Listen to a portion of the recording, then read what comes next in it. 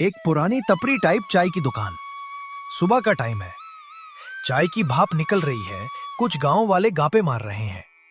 दुकान का मालिक चाय वाला दुखी एक्सप्रेशन के साथ चूल्हा संभाल रहा है। तभी एंट्री होती है बिरजू और खरजू की।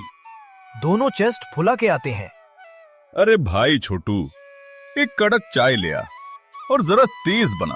हमारे जैसे बड़े आदमियों के लिए वीक चाय नहीं चलती। बिरजू भाई, कल भी आप दोनों ने बेंच तोड़ दी थी, आज क्या तोड़ने आए हो? अरे यार छोटू, बेंच क्या होती है? हम चाहें तो पूरी दुकान खरीद लें। हाँ हाँ, जैसे पिछले हफ्ते तुमने कहा था कि तुम्हारे पास 200 बीघा जमीन है शहर में। बिल्कुल, पर मैं भूल गया था। मेरी अलमीरा में पेपर्स पड़े थे। मेरी पत्नी ने सफाई करते हुए ढूंढ लिए। सोचा बेच देते हैं, कुछ 20 करोड़ मिल गए। वो खरजू भाई, 20 करोड़? तो तुमने तो गांव में मंदिर बनवा दिया होगा ना? अरे नहीं भाई, मैं तो इंसानियत का भक्त हूं। वो 20 करोड़ मैंने दान कर दिए बिल्डर की बीवी को। बेचारी को अमेरिका में घर लेना था। अरे रे, तुम लोगों की कहानी सुन के लगता है मैं सीरियल देख रहा हूं। हंसा मत छोटू, हम चाहें तो तुझे भी अमेरिका भेज दें।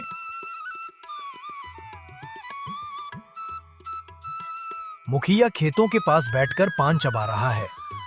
चाय वाला कंप्लेन करने आता है। मुखिया जी, ये बिरजू और खरजू ने तो मेरी दुकान बर्बाद कर दी। हर बार तूफान मचा देते हैं। सुना है दोनों बहुत अमीर और बहादुर है।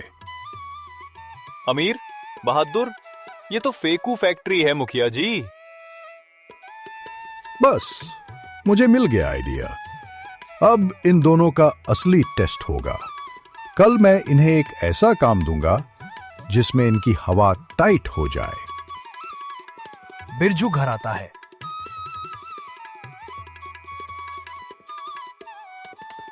उसकी बीवी झुमरी रोटी सेक रही है। जैसे ही बिरजू आता है, वो गुस्से से चिमटा उठाती है। आ गए लाला जी, आज फिर दुकान तोड़ आए। दिन भर कोई काम नहीं, बस गांव में लंबी लंबी फेंकते रहते हो। देखो झुमरी, तुम रोटी बनाती हो तो एहसान नहीं करती। 2 वक्त की रोटी देके तुमने मुझे खरीद लिया क्या? तो ठीक है, अगर मैं इतनी बुरी लगती हूँ तो नया पति ढूंढ लो। तुम जाओ, मैं भी कोई और झुमरी ढूंढ लूंगा। शीला खरजू की वाइफ घर के आंगन में बैठी है। झुमरी आती है, दोनों अपनी प्रॉब्लम शेयर करती हैं। अरे झुमरी बहन, तुम्हारे बिरजू और मेरे खरजू ने तो पूरे गांव का जीना मुश्किल कर दिया है। रोज किसी न किसी से झगड़ा और ऊपर से हमारी बदनामी। बिल्कुल बहन, मैं तो पैसे देके ठाक गई हूँ। सब लोग चौराहा पे जमा है। मुखिया सबको संबोधित कर रहा है। सुनो सब लोग, कल रात मेरा रिश्तेदार जैगुआर जंगल की तरफ चला गया और अब तक नहीं आया। वहां कोई गया तो कभी वापस नहीं आया। मुखिया बिरजू और खरजू की तरफ देखकर, तुम दोनों गांव के सबसे बहादुर लोग हो ना, तो तुम ही जाके उसे ढूंढो। क्या मुखिया जी, जगवार जंगल? वहां तो छुड़ैल रहती है। हां, इसीलिए तो तुम्हें भेज रहा हूं। जाओ, शाम होने से पहले लौट आना। दोनों घबरा के एक दूसरे से चिपक रहे हैं। बिरजू भाई, लगता है मुखिया ने हमें मुर्गा बनाया है। ये पेड़ भी भूत लग रहे हैं। भाई, लगता है हमारी लंबी लंबी यही खत्म होने वाली है।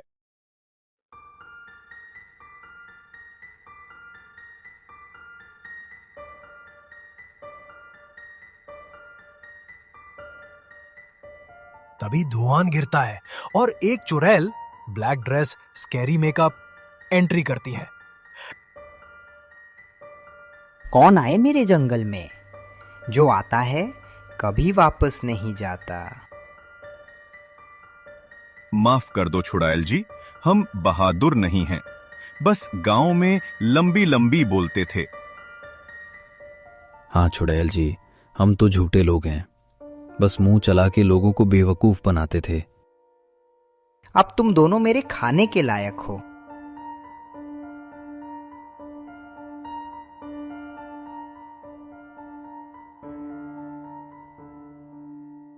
रोक या चुड़ैल, ये लॉकेट तुझे बर्बाद कर देगा। छोड़ दो मुझे छुड़ैल जी, मैं और नहीं फेंकूंगा। मैं साधु बन जाऊंगा। मंगलू दोनों को खींचकर जंगल से बाहर निकलता है। सब गांव वाले जमा है। मुखिया, चायवाला, झुमरी, शीला सब मौजूद। मंगलू दोनों को खींच कर लाता है। दोनों बेहोश, कपड़े फटे हुए। देखो देखो, हमारे वीर लौट आए। लगता है छुड़ैल को हरा दिया इन्होंने। हरा दिया? ये दोनों तो वहां गिर गिर के रो रहे थे। मैं ना आता तो छुड़ैल इन्हें नाश्ता बना लेती। होश में आके मंगलू ने, छोड़ दो मुझे, मैं नहीं फेंकूंगा। मैं भी नहीं, मुझे गांव में रहने दो। बस अब सच सबके सामने है। आज के बाद अगर तुमने एक और झूठी बात बोली, मैं तुम्हें खुद उसी जंगल में फेंक आऊंगा। सुना बिरजू, अब बस, अब रोटी सेक लो, दुनिया नहीं। हाँ, और खरजू, अब दान व्यक्ति नहीं, बस दुकान संभालो। चाय वाला अपनी दुकान फिर से खोल रहा है।